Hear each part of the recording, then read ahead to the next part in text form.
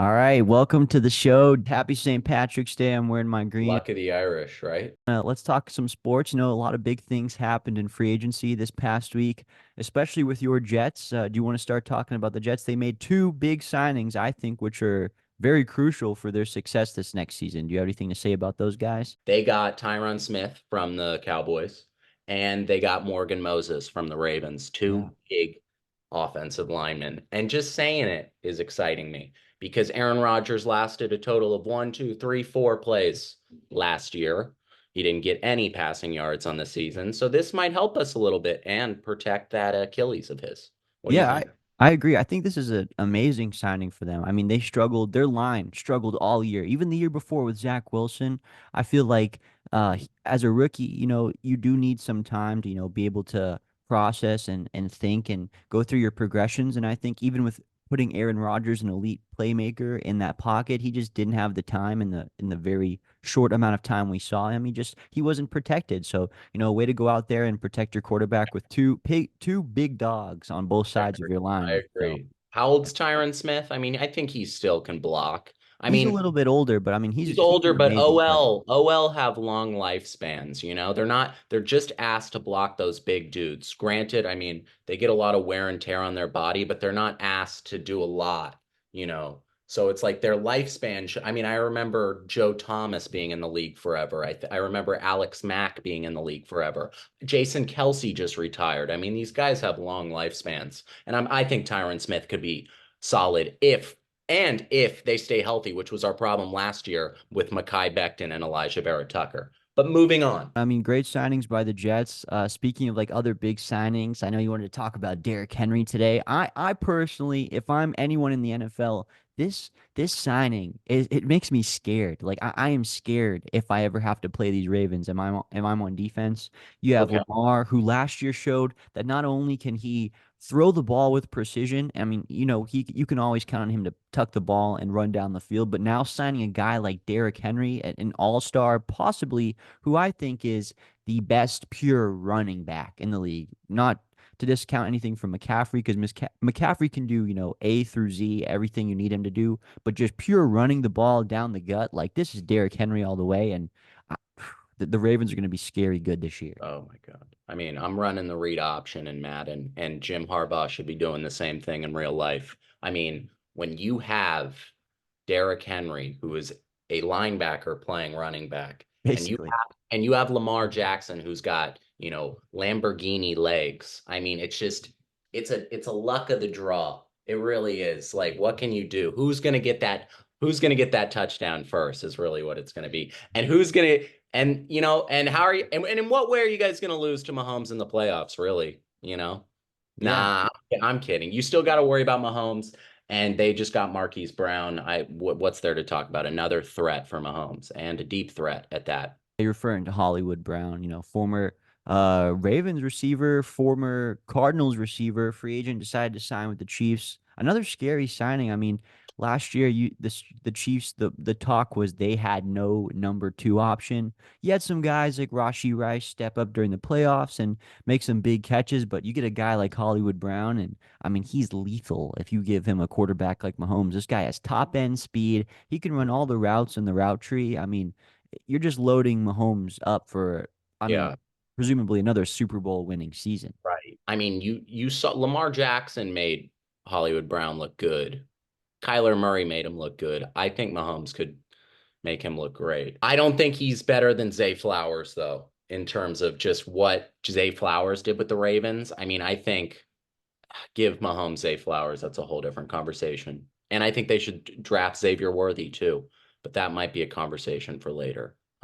Yeah, I mean, well, to talk about Hollywood Brown, comparing him to Zay Flowers, I mean, Hollywood Brown kind of came in with Lamar, like Lamar's like first couple years in the league, and you can definitely say, I would say with confidence that he wasn't the passer back then that he is now. He is so much improved passing, I accuracy, arm strength. I mean, all the block. I agree, Yeah, but I do remember Hollywood Brown having a lot of drops back then. A he lot did, of he did. So, I think it's just about practice, and Mahomes is going to get it there. It's just a matter of Brown catching it. Yeah, Moving on. get him on the jugs machine, man. Get him catching some balls at the high speed on the jugs machine. Yeah, right, Now, right. Yeah, that'd yeah, be well, good. as you're saying, moving on, another big signing, just hopping from team to team in the same division. It's not homie hopping, it's team hopping. Saquon Barkley going from Uh, the Giants to the Eagles. you're dead to me, Saquon, in the Yeah, words of Tiki Barber. Tiki Barber, along with other Giants fans, really upset about this signing. I don't know. What are your thoughts about this? Because to be honest with you, I mean, it's a business at the end of the day. And I think the guys get so upset when teams trade them and then, they just say it's a business and you have to learn with that. But when guys have been loyal for so long and they decide to leave, I feel like they get a lot of flack from fans. And I think it's kind of unfair. Saquon did as much as he could with the Giants, and I just don't think the Giants are doing anything. So I think he wanted to go to a place where, he had a better chance of winning, and that's what he did. Yeah, I agree. I don't think there should be any love lost. I mean, you go from one annoying fan base to the another annoying fan base. You go from one passionate fan base to another passionate fan base. I'm not saying annoying's a bad thing, but with Saquon, he just wasn't succeeding to the level he should have with the Giants. I mean, I remember having the guy on my fantasy team a couple years ago and seeing the guy rush for like 12 yards a game, 12 yards on like 10 rushes. I'm like, we're stunting his growth. I remember he came onto the scene hot his rookie year, and that was with Eli Manning and Odell Beckham. And that looked like a nice trio. Then you get rid of Odell Beckham. He goes to the Browns, which was shocking. It just looks like the Giants don't know how to hold on to that talent. They Yeah. draft them early. They drafted OBJ top three. They drafted Saquon top three. But what are you helping? How are you helping these guys? And evidently, Saquon, you're going to be seeing him maybe twice a year. There's going to be some revenge.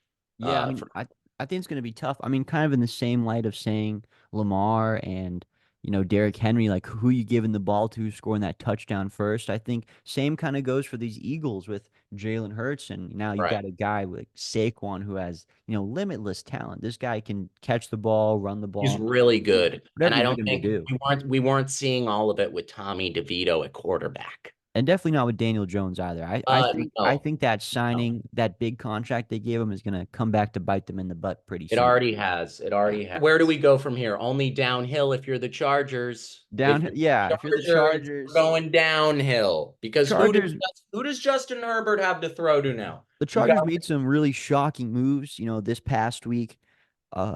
Some press came out about it.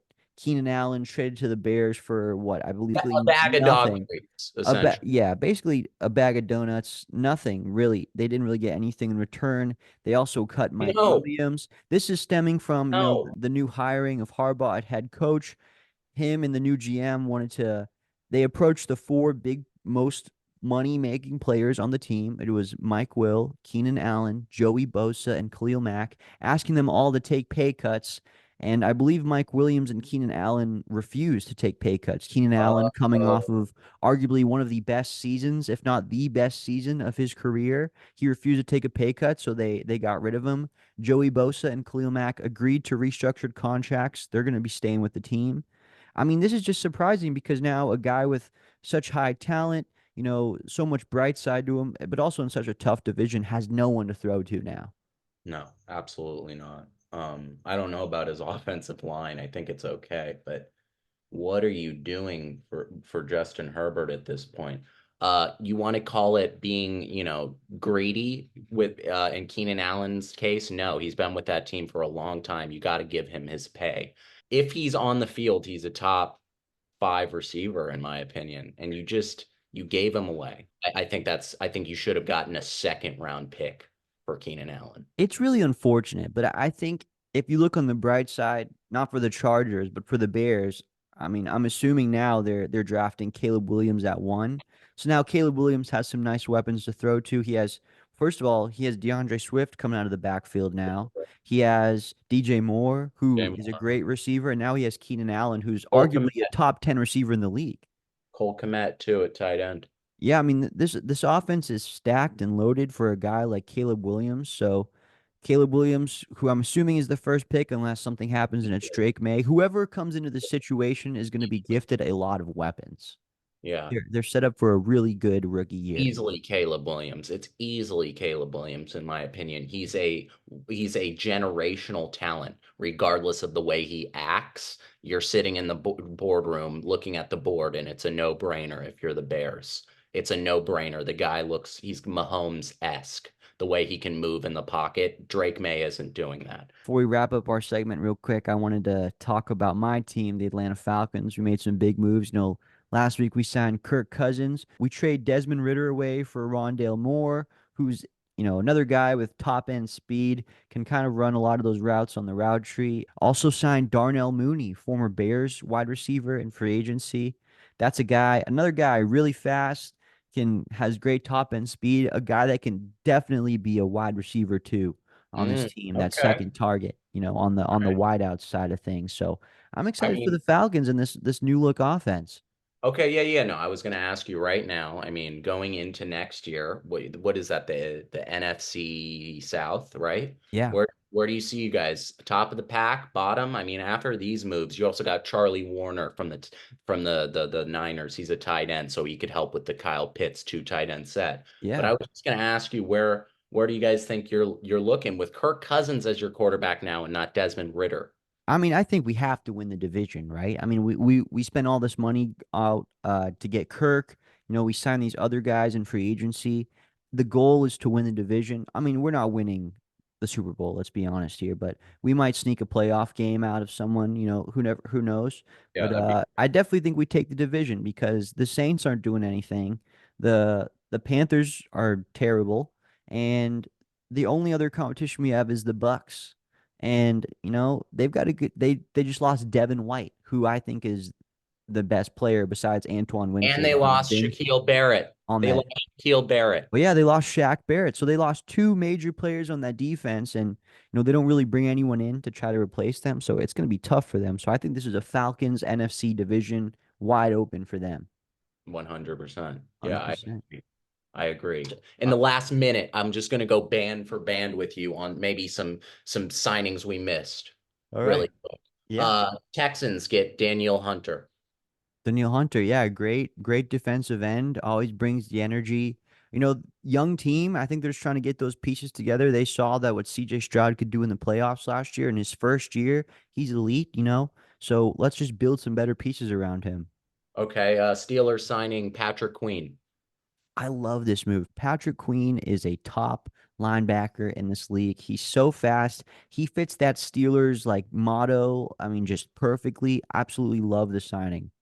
Okay, what do you think about Vikings signing Aaron Jones? Aaron Jones. See, this one's kind of interesting because the Vikings are definitely, I guess, are they rebuilding? What are they doing? They lose Kirk. They sign a new quarterback, Sam Darnold. So I mean, I don't know. Maybe this is Darnold's chance to prove himself to see if he can, really be that guy. In one small sample size game last year, we saw him coming from Brock Purdy and run that Niners offense perfectly. So maybe he's a guy that just needs to be able to run a simple offense, hand the ball off to a great running back, and throw it to an A1 receiver in Justin Jefferson. All right, last one. How do you feel about the Titans signing Calvin Ridley to a 4-year, $92 million contract? This one is a little mind-boggling to me because what was it, like only a couple years ago they had the opportunity to sign AJ Brown to the same exact deal. AJ Brown ended up being traded to the Eagles where he's been an absolute star-studded maniac. But now it's interesting because the Titans now have D-Hop and they now have Calvin Ridley. So they have these two great receivers. I think Calvin Ridley is still a good receiver. I don't think he's, amazing, but you have D-Hop and you have Will Levis, and this guy's got a cannon, and he's shredded. He definitely hits the gym. He gets those bicep curls in for sure. So they've got him set up for a good year, but I don't think anything's happening, and that is definitely still the Texans division. Well, that was great. That was Yeah. great. Yeah, man. What's that show called where they just buzz in and the buzz in game on ESPN and they just Oh, talk about a segment around the horn? Is that what you're around the talking horn? That about? was you. You went all around the Around horn, the man. horn. Yeah. Yeah, that was Oh, great.